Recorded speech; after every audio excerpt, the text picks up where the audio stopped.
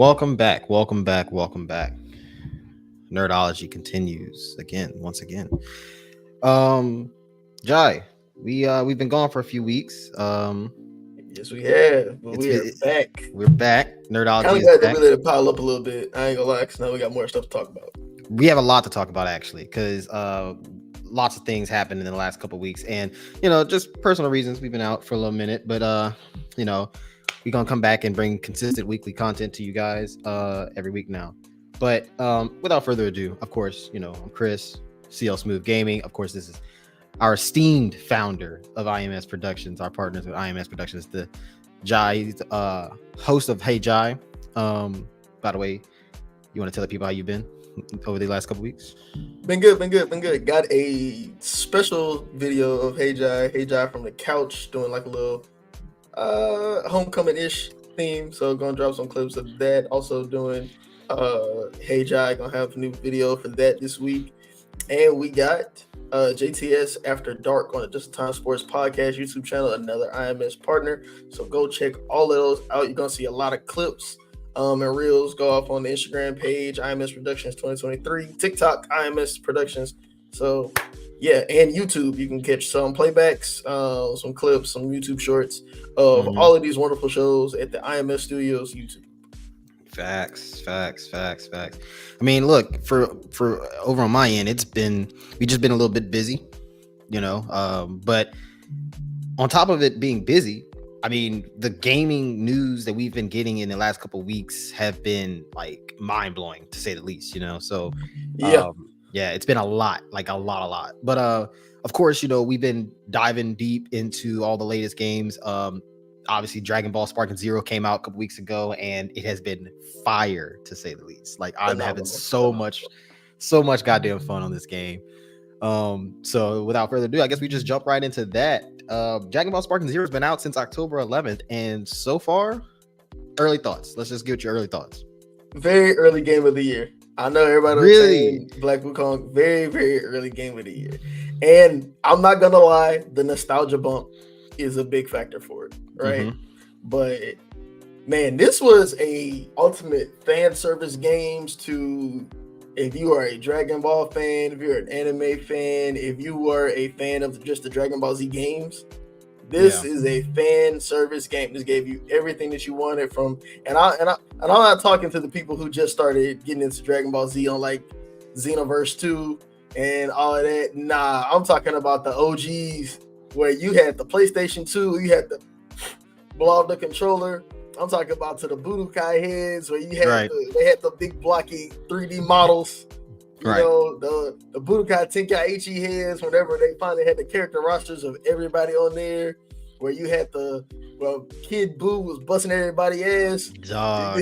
No, you're not lying, bro. You're spitting right now. This is definitely a fan service to that. It's just so many little things that they have in there, from the graphics, phenomenal. The what if stories are in there. I'm sure we can talk a little bit about that a little bit later. That's a cool element they brought into it. But I mean, you have things like your aura, like after you transform, just little stuff like your aura just stays there. Right. The power up buffs, they look cool. The dialogue, the custom dialogue, it reminds you of the show. It's making certain anime nuances in there. You have like little things like custom grabs. Like that's just a cool element in there. Like they truly made it a Dragon Ball Z game. Like if you wanted to feel like that you're in Dragon Ball, this is a game for you. If you wanted to just go heads up with your friends, it's a game for you. And what my favorite thing about it, my absolute favorite thing about it, with a lot of these anime games and just a lot of fighting games in general, they try to make it just a little too much skill based. Which you do have to have skill to play. You do have to have skill to fight, like advantage and things like that. But nah, this is like Dragon Ball Z. This is character based. You are not about to just walk up in there with anybody and win. Like you're going. The strong characters, they feel stronger. They feel faster. They feel better. Right. I agree. I think that's just amazing. I think my thoughts on the game is it's kind of crazy how like they mixed the feel of like the older Budokai games with a more modern twist, obviously the updated twist to the series or the franchise. But I mean, it's just the ultimate game to have fun with your friends. I mean, don't get me wrong, the story is cool. I like that it's just the right amount of difficult to where it poses a significant challenge. The CPU, you're not about to just run through the CPU. You're not about to just clear through the CPU. You have to literally be strategic with the CPU. It's kind of remarkable. And actually, in some ways, the CPU is harder than some users. But in terms of just like playing with your friends, it is like the ultimate one of the ultimate friendship games where you could just hop in with your friends, hop in a room, right? And the way they set up online play is cool. So where like it's like a tournament style, like it's almost like how it's back in the day where you had all your friends coming to your house and you're all and whoever loses passes the sticks. It's basically like that, right? You set up in a room, you lose, you go to the bottom of the line. Online world tournament, having the different rules you can set for the tournament. Like, are we playing with ring outs or we're not playing with ring outs? We can destroy the stage, you can't destroy the stage. Like, just like little things, and that is cool. Yeah. You touched on the story, the story mode in there.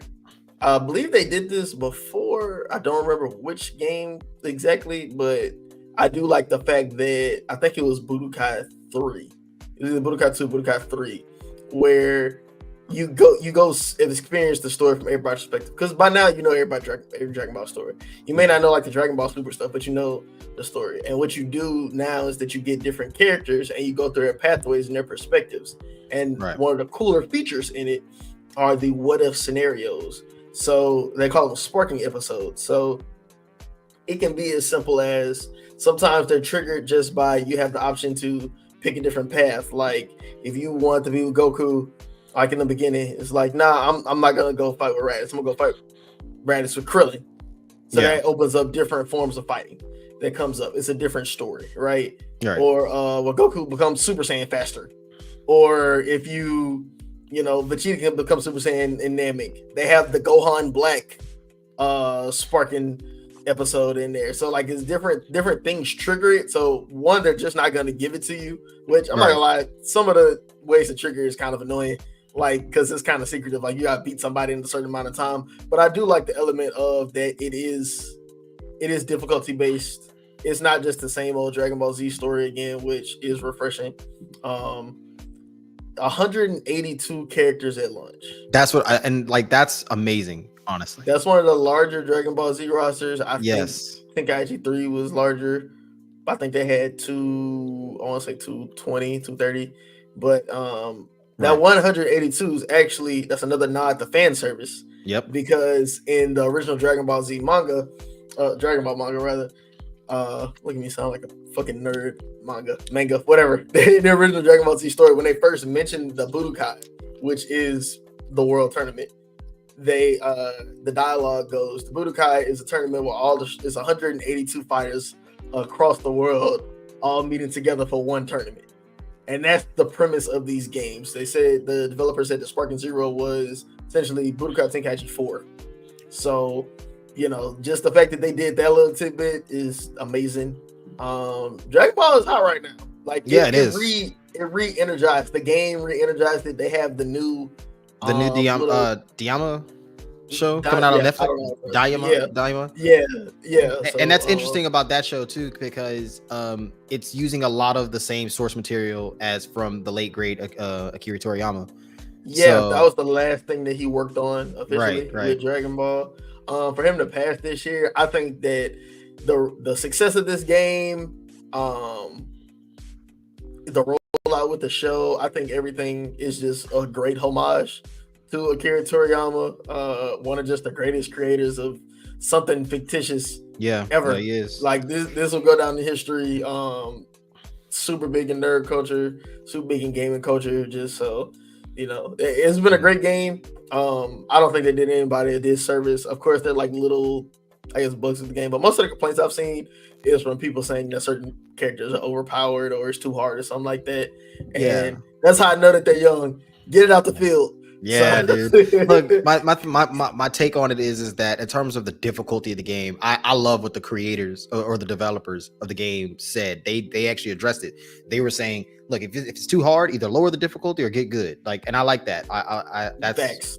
Perfect answer to that. In terms of so you have a roster of 182 characters. And each one, I feel like they did a great job at making each one unique and have a unique feel. So yes, you're right, some are more overpowered than others, but that's okay, like, because it just gives you parity amongst the characters instead of having all characters be leveled and all the same. And we just know that even if you watch Dragon Ball, if you played the past games, that's just never how it was. You always had characters. Not about to easily beat Frieza. No, and no character is unbeatable. Right. No character is unbeatable, but some characters are harder than others. One of the most OP characters I found was fucking Whis or Whis. Yeah, Whis.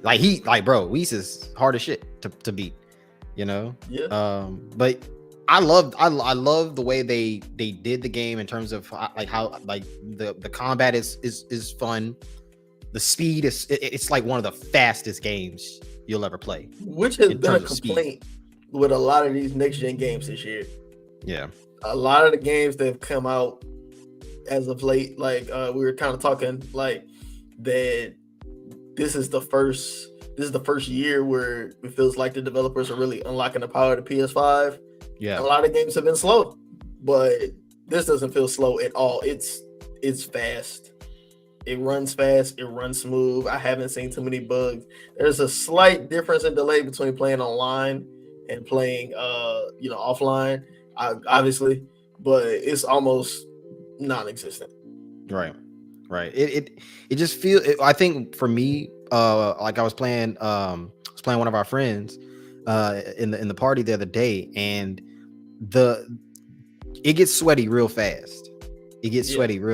Like playing online too, especially when you play like ranked matches, there is a massive skill gap already amongst the best players and the players that are just starting out. Just being able to do stuff, and like the hardest thing for me that I found was getting off your special attacks in time before you're countered. Right? That's oh my god. That is one of my few complaints with it. They've gotten so far into the actual cinematic aspect of it to where I'm like, all right, man, like, because sometimes you just want to get it off quick. You know what I'm saying? Yeah. But it's nice. Like when you do get it off, I mean, shit, like you feel like powerful. But it does strategy. Like you can't just spam it. Like right, you got to find time to charge it up. You got to find time. Defense is king in this game.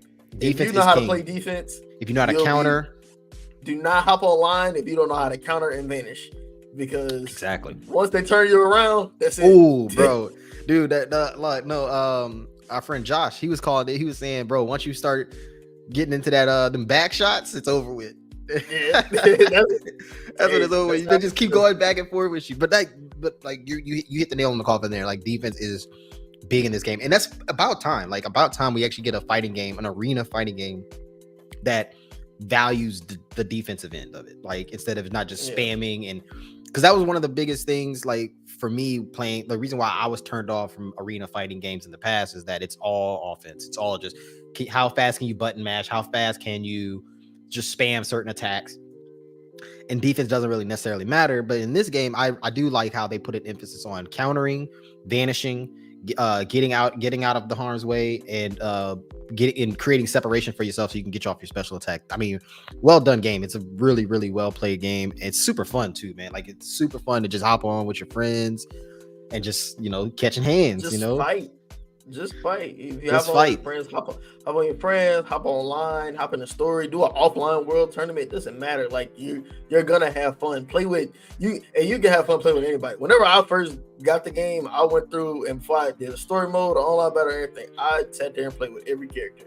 Right. I would pick a character and then pick a random opponent. I sat there because I want to play with every character, because we haven't had a Dragon Ball Z game like this. I know we had Xenoverse and I know we had Dragon Ball Z Kakarot, but all that was different.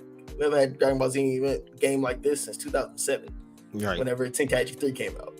So it was just great to see. Shit makes me want to rewatch Dragon Ball Z. I'm not gonna lie, bro. So you're watching the new show though, right? Yeah.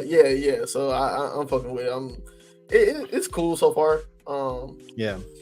But I think this is kind of, and I know I'm a lot more in the anime community than you, but this is kind of like just a reflection of my entire life, Dragon Ball has always been king of the anime video games. And Right. granted, Naruto had like a little run, but that kind of quickly fell off because it got into the, like you said, the classic with the arena games of just it's all offense, Button and it mashing. became too, like button mashing became tournament style, you know, rather than this feels like I'm a Dragon Ball Z character. Like whenever I play this, I feel like I'm in the world of Dragon Ball Z, and I think that's where like a lot of other anime games fail. You don't really feel like that. Okay, I'm here and I'm having this one-on-one battle. You know, Right. like whenever I fight Cell, we got Gohan and Cell right there. Like this game, I'll feel like Gohan fighting Cell. Like I gotta know, I gotta knock him away. I gotta power up. I gotta shoot my blast. Like I gotta put together different combinations and things like that. So just again, hats off to this game. Like I said, man, very early game of the year. You know, that's interesting. I actually I wanted you to like expound on that. Like, why do you think it's an early game of the year candidate? Because I think it's one of the few games that kind of brings back the spirit of why people got into video games in the first place. You know, I would say this and Sun Wukong have been. It's not up for a cash grab. It's not up for just making content. It's enjoyment. Yeah, it's enjoyment, but it's also a challenge. And I think that's like the happy medium between games. Facts. It's not just like, I know we talk about sports games here a lot. Like you know, with the sports games where it's kind of like, well, I just like the sport, so I'm probably gonna get the game. I like the sports and I like games, but that doesn't necessarily mean that I like the game. You know, like this is just pure enjoyment. I haven't stopped playing it. You know, it's nothing in there that makes me be like, oh man, I regret, I want to take it back, something like that. No matter how frustrated I get, even whenever, you know, like the Vegeta, the Grade 8 Vegeta, that's the one that's getting everybody hell on the internet. You know, beat him? like yeah. I'm still struggling. I'll take it through trash. Trick, jump to the top of the screen. But honestly, big dudes are like real. They're easy to knock down, but they're a lot faster than how they used to be. They're a lot faster. But no, so but yeah, I think it just brings back that good gaming feel, that enjoyment. Like, man, I'm ready to play the game. And then I want to go. You can go do that with friends. You can go do that without friends. You know, I always said the measure of a good game is how much do you enjoy it? Can you enjoy it by yourself? Right. And I think this is something that you can enjoy by yourself. It's something you can enjoy with your friends. You can be competitive. It can still be enjoyable. It presents enough of a challenge, and it presents like different rewards. Like we didn't even talk about all the features. Like, you know, they have the Whis missions, right? Yep. They allow you to make custom battles, and then you can pick other custom battles from the community as if like different what if stories. So what if scenarios, and that's so creative. Like that's so creative. That's what I say. Like, it's early game of the year. It's bringing up creativity. It's keying in. It was like, how can we make this the most enjoyable thing? It's not the most challenging, the most customizable. We're not making it the most skill based, and not making it the most what content can we get juice out of it. It felt like it was people that was made by Dragon Ball fans. Right. And they were like, what do we want to see out of the game? And that's what I appreciate about it. Later on in the show, we're going to actually talk about our game of the year candidates, our early game of the year candidates. But just, you know, not to harp on this too much longer, but I do want to say that that this was one of those games that brought me back to my childhood, that actually made me feel like a kid again, because there's something for everything, right? You can scratch your competitive itch. You can play with your friends. You can play the story. You can create those creative what if scenarios like you were talking about. So it's like they did a lot of work in putting substance in the game. And that's just something that's so rare nowadays, right? So like we got that substance. We have different game modes. We have different game styles. We have different characters to pick from that all play so differently. Different costumes and how the characters interact with each other. The way the characters interact with each other is unique. So it's like this was one of the I agree with you that it should be a game of the year candidate. We're gonna talk about that more in the show, about like what other games could stack up against it. Wukong are definitely one of them. But yeah, man, like this, well done. Well, round of applause to the creators of this game. I mean, can't say enough about it. It's really, really fun, and I'm excited to see what more comes out of it in the future. Moving on, man. It seems like we could go the whole show talking about Sparking Zero. That's just how good of a game that game is. Absolutely. But it's amazing. But look, 2025 is a little over 2 months away, right? And it's looking like an epic slate of games coming out next year. I'm excited about it. One of the games that I think is you could be looking at an early game of the year candidate for next year is the Ghost of Tsushima sequel, Ghost of Yote, confirmed to be coming out next year. This was huge news. This was I believe at the Sony State of Play. They announced this a couple weeks ago, and we were actually going to talk about this if we had episodes a couple weeks ago, but I wanted to get your thoughts on, first of all, a Ghost of Tsushima sequel sounds epic. I mean, if you play Ghost of Tsushima, you know how legit of a game that was in the PS4 era. Like that was a game, that was one of those defining games in the 2010s era. You know, that was a great way for the PS4 to kind of go out on the sword. Oh yeah, it was, and also look. So the interesting thing I think about this is that so when you hear sequel, you immediately think of we're just going to be continuing a story, continuing the same story that we left off on. And what I think, what I read from the developers and from what was announced at Sony State of Play was that they're going a completely different direction. It is a new story. It takes place hundreds of years after Ghost of Tsushima's the ending of Ghost of Tsushima, and we have a new protagonist, a new journey, new setting, new everything. Like it's just completely new. The vibe that I'm getting from it. Oh, I'm sorry. Go ahead. No, go ahead. The vibe that I'm getting from it, from what I've seen, is similar to another game that we're probably going to talk about later in the show. But kind of like how Assassin's Creed used to be, like how they'll take like a couple of years, like whenever they went from like Altair to Ezio, that kind of switch. That's the vibe that I'm getting from this Ghost of Tsushima. But I'm super excited for it. Like you said, it was a great game going into the PS4, the end of the PS4 era. Just Sucker Punch, they always do good work. So, it's good that we're getting gaming series like this, like expound off of what you're good at, Don't just give us something basic. I feel like with Ghost of Tsushima, between the open worldness, the combat styles, the enemies, the level of difficulty of it, and then just the story itself was good. Like I could watch somebody play through Ghost of Tsushima. That's how good. It is one of those. It is one of those games to where like it's almost cinematic enough and entertaining enough to where you can definitely sit through it and watch the gameplay. What I thought was interesting. I'll give you some actually details about it real quick. I actually have it right quick. So the game it takes place 300 years after Ghost of Tsushima in 1603 Japan, and it's the setting of Mount Yote, which is namesake of the game.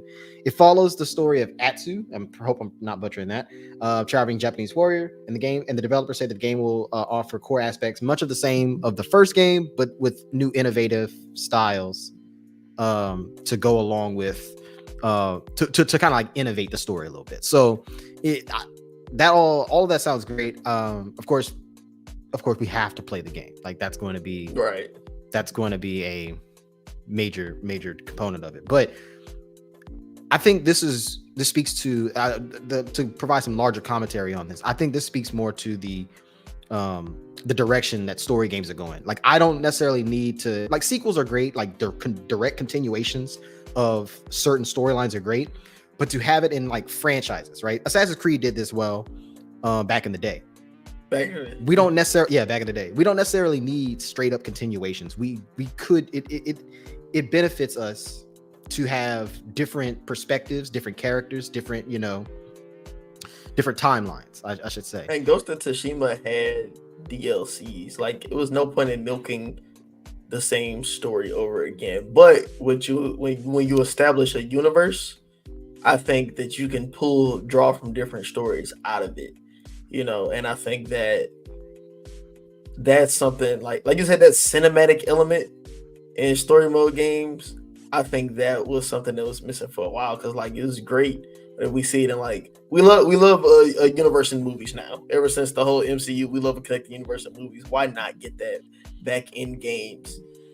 Where it's kind of like, okay, and then you'll have little Easter eggs I'm sure they'll have little Easter eggs going back to the first Ghost of Tsushima and things like that. But I mean, shit, like this is refreshing. That should be the theme for games, because gaming has been in such a rut for so many years that let's get something refreshing, even if it is building off of, like, do a sequel differently. Don't just give us, a lot of people say sequel and it just be a DLC. Yeah, basically. It could be just a DLC, and I think, and that's what I'm saying is that we're getting this. It just feels fresh to say, like, it's still it's still a Ghost game, right? Like, you're continuing the Ghost franchise, but you're not. It's just not feeling like a like you said, a DLC. It feels like, well, we're getting a fresh story, and it just keeps the storyline or the timeline of the franchise interesting, people on their toes, and it also gives you creative freedom, right? Like, you get creative freedom with a new story, and to tell to continue the franchise in a more innovative way. You don't have to continuously do the same things that made the first game great. Sure, you want to, and the developer said that they're going to have some of those core aspects still there, but with innovative things. So that could mean anything: weapons, combat movement, map, the terrain that you're exploring, different ways you interact, enemies, the different ways you interact with the enemies, different ways you interact with, like, there's so many different ways that that you can go about this. Looking at the comments, got Matt Russ, want to shout? He wants a shout out on the show. I'll give you a shout out, buddy. Appreciate you watching, by the way. Appreciate you watching. So yeah, man, like we have, it's 2025 is looking amazing right now, and it's starting with Ghost of Yotei. I mean, that's going to be amazing. But also coming out in 2025, similar genre. We're going into Assassin's Creed Shadows. This was interesting. This was delayed because that was supposed to come out in a month. It's supposed to come out, November, actually. So 2025 is so interesting. I have to disqualify this as, like, when we were saying early game of the year candidates. To me, if you get delayed, I don't know. To me, that's not a good look. But it's not a good look because of how close it was to release. Exactly. This game should be finished. This should be a finished. I think that makes me think it was a technical issue. It's not. We're not going to get anything added feature wise or story wise. I think some shit that they wanted to be added was not working. Right. I agree. Look, when you delay a game, for the people at home, when you delay a game, the pressure ramps up so much now, because it's now like, what you're telling the people, you're basically admitting whatever it was that would have made you not satisfied as a consumer, we detected early. And so in order to mitigate those problems, we have to push it back. If you push it back and the game comes out and the game is still not up to consumer satisfaction, you have ruined yourself. That is a death blow. And look, this game needs to be complete. I don't mean like, oh yeah, we're gonna give you this game, but then, oh, we already got this planned extra story DLC to come out in a year. No, I want a complete game. Done. Part of me is curious to think, like, weeks ago in prior episodes, we talked about Star Wars Outlaws, and Ubisoft was kind of getting a lot of heat for that. And it's hard for me to not think that game played a little bit of a role in the delay with this game, because maybe it's like, all right, that game came out, Star Wars Outlaws came out with a lot of problems, had a lot of bugs, had a lot of incompleteness, I should say. Maybe they're looking at it like, we cannot afford another disaster like that, especially because Ubisoft has been not to a marquee franchise. No, not to a marquee franchise. Like, Star Wars Outlaws was new, so maybe you could afford to. Our namesake is not really on that, but our namesake is on because Assassin's of the Creed. Star Wars brand. You don't necessarily always associate Ubisoft with Star Wars. Star Wars is its own mantle. Assassin's Creed is Ubisoft. Yeah, definitely, most certainly. Like, I can't help but feel like the failure of Star Wars Outlaws played a little, maybe a significant or a little, depending on how you look at it, played a role in the delay of this game. Because it's like, okay, we got to make sure that this is our namesake. This is what we hang our hats on. This is what we make the majority of our money on. This is our game. We got to make sure this is correct. And look, they have to come with it. There was also rumors about, like, management issues at Ubisoft. There was like a lot of things, but I mean, we saw it in the past few years with the past Assassin's Creed games. Some people might like them. I thought there was a bit of decline in quality, a significant for sure. decline in But we quality of talked the about games. it on the show. Like Black Flag was probably the last good one where it was just That's my like, yeah. You know, they actually feel like they put effort into it. But I saw and shout out to the Black Hokage. It's another YouTuber, gaming content creator. He did a full breakdown of like the rise and fall of Ubisoft, or how they started, things like that. And I think you know, it's sad to see, because Ubisoft was the story mode. That was the story mode games. Right. You know, they were the ones with the dynamic movement. First, like, you know, the what do you call it, parkour movement and stuff like that. The Assassin's Creed being such a flagship, you know, franchise just in gaming. Right. Oh, he froze. No. Oh, Jai froze for a little minute. Got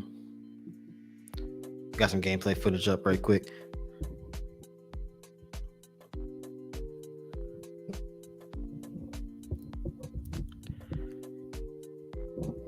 Jai froze for a little minute, but that's okay.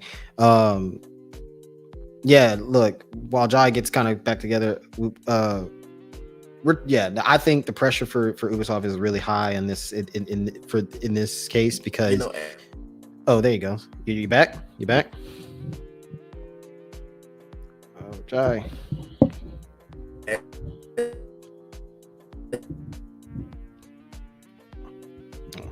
So Jai, get back in here in a bit, and we will. But no, what I was telling him to keep this kind of going for a little minute is that you know, I think hardcore Assassin's Creed fans want like one of those games that makes us kind of feel Assassin's Creed, like, I'm sorry. Jai's trying to text me, trying to get us back in. Okay.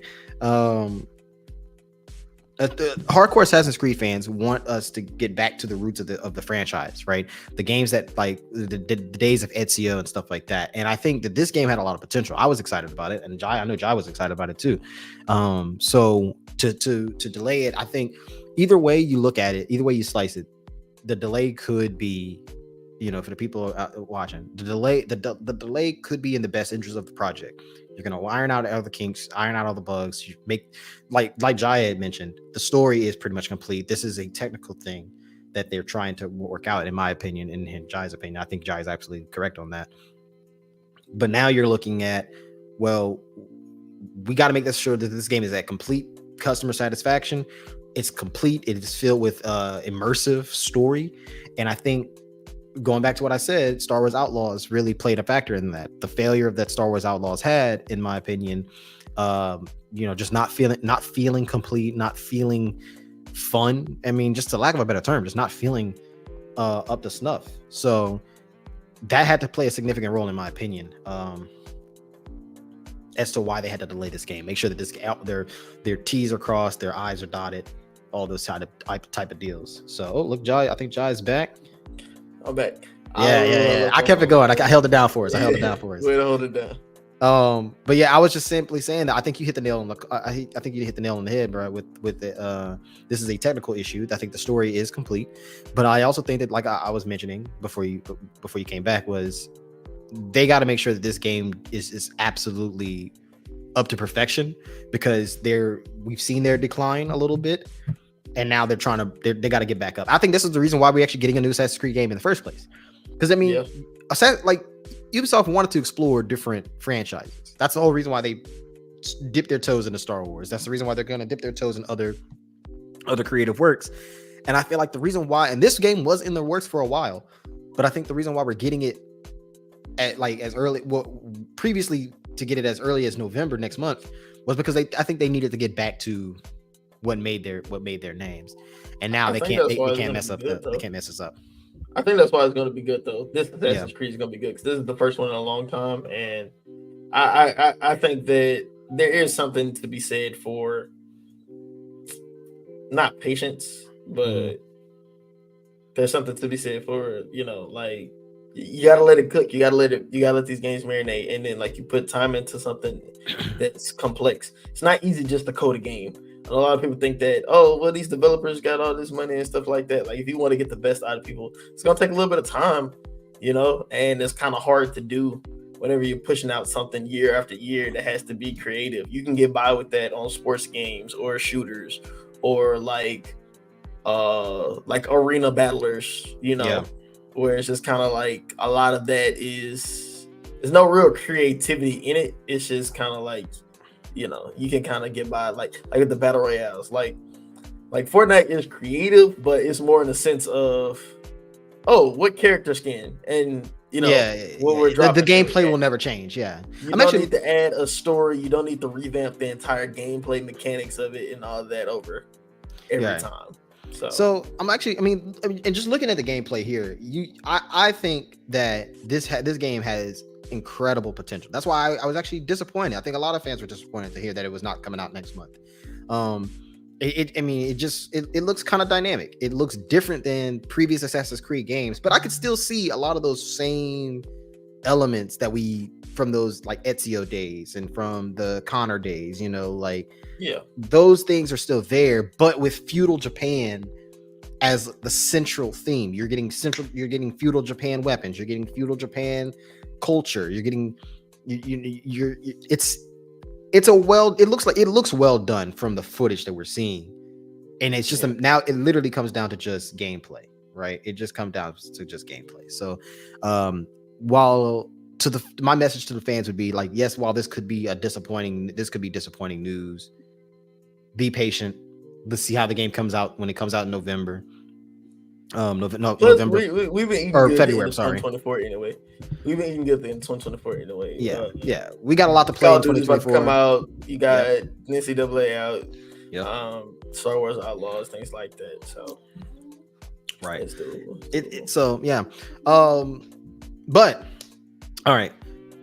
I think another interesting project that we're pivoting to is 007. It's been a while. This has been a while since we got a 007 James Bond video game, and it could be a PS5 exclusive, which that would be amazing for PS5 if it's a good game. Like, obviously, it's all contingent if it's a good game. The PS5, yes. I think the problem that the PS5 has consistently run into is that it has not had enough exclusives, and the exclusives that it did have they were mid. It's really just been about Spider-Man and God of War. Yeah. Which, by the way, God of War, big news about great that. Games. Yeah, all those are great games. The PS5 is starving for new exclusives, and I also think there's this emphasis on, I don't know, trying to appeal to nostalgia a little bit with PlayStation lately, because there was the rumor about PlayStation bringing back the Greek era God of War, from the early PS2 days. And don't get me wrong, those games were amazing, those games were fun, but it's like now we're going back to nostalgia feel. I mean, this is one of those things. That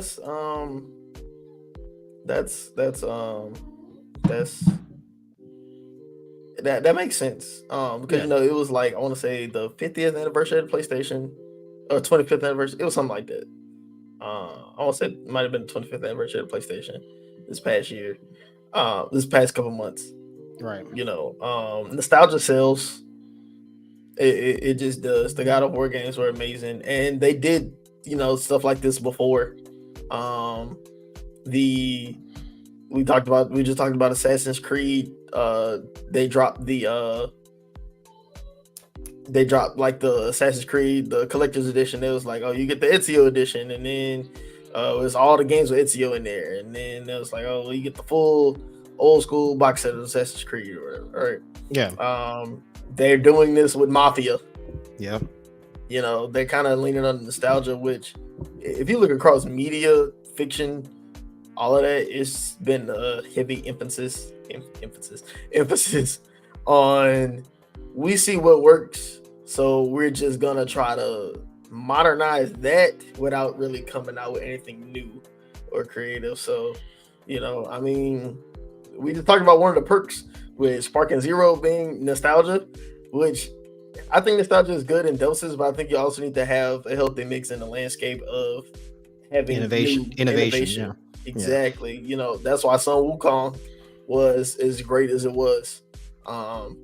You know, it was innovative. We didn't get a game like this in a while. Yeah. So, I you know, I think a 007 game could be good. Right.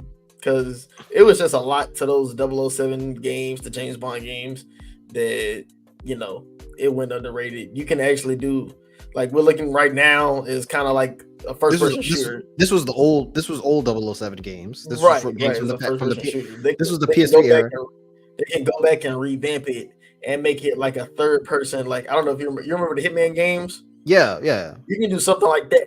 You know, like an old classic spy game where you got to be stealthy, or you got to switch clothes, you got to find clues. So, you know, Like that was my thing is that, like, Yeah. if you're gonna make a 007 game, the biggest challenge I think they're gonna run into, especially in a modern day setting, is mission creativity. How creative can the missions be? How different can the missions be? Like, yeah, I want missions that are like this, where I'm just going guns blazing. That's gonna happen.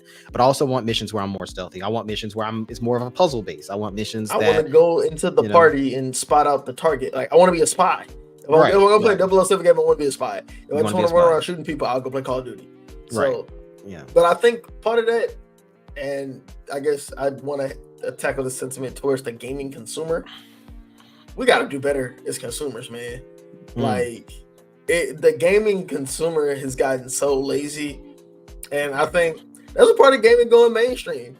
Similar to like how when anime went mainstream, or anything that's kind of come from nerd culture, whenever it becomes common, it gets watered down. The superhero genre, it was complex with these characters. It was creative and innovative with the different battles and stuff like that. And then the MCU got a hold of the superhero movies. And then so now every superhero movie has to have slapstick comedy, you know, the Machiavellian style villain. Like, everybody has to build up to a Thanos or something like that, right? And it's like, oh, we got to come together for the team up. Like, it just gets watered down. And I blame the consumers for that. The consumers not really demanding more from these games. Everybody is going to put out any game with a gun is probably going to be Call of Duty-esque because of how they treat Call of Duty. Unless you want it to be different, you know. Like, no, yeah, you're right. And I'm glad you actually said that too. That is that hits the nail on the head with that one, you know. Real quick, we're about to wrap up. We're gonna wrap up the show a little early. But I wanted to just rapid fire, just get some our 3 trending stories in. First up, Undisputed brings boxing games back. First thoughts, did you play the game? Do you like the game? I haven't played the game. I've seen complaints with the game. It seems like very technical and very flat. But I mean, it's a boxing game. There's only so much you can really get into it. But I do like the fact that it woke Fight Night up. So yeah, you know, EA's actually considering bringing Fight Night back. Yeah, right. So I mean, shout out to boxing. The sport of boxing itself is having a bit of a resurgence, a bit of a renaissance over the past couple of years. So definitely a good time for them to capitalize off of that. Joker Folie à Deux completely flops in theaters. I saw the movie. It's bad. It's really, really bad. It is bad. It didn't advance the story at all. It didn't live up to the first one at all. Not at all. And I like musicals, but making this a musical was a bad choice. It was too much of a musical. It wasn't enough of a Joker story. Right. I hated what they did with Harley Quinn. I didn't like it. It is such a 180 because Joaquin Phoenix is a great actor. What he did in that first Joker performance was amazing. Yeah, it was amazing because we actually got to see him. The first of Jokers that he's insane. We got to see him crank. So he was supposed to go from just insane whack job to now he's supposed to be a villain. Yeah, and he didn't do that. Right. I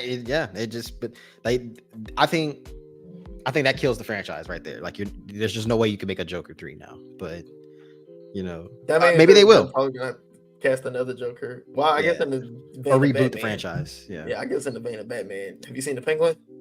Yeah, I have. I checked out some episodes. That actually makes me want to go back watch the Batman Robert Pattinson because I fell asleep on that. But I love the Penguin. The Penguin has been great. Colin Farrell's a great actor. I didn't think he was gonna play Penguin as good as he is, and he's playing Penguin pretty damn good. Yeah.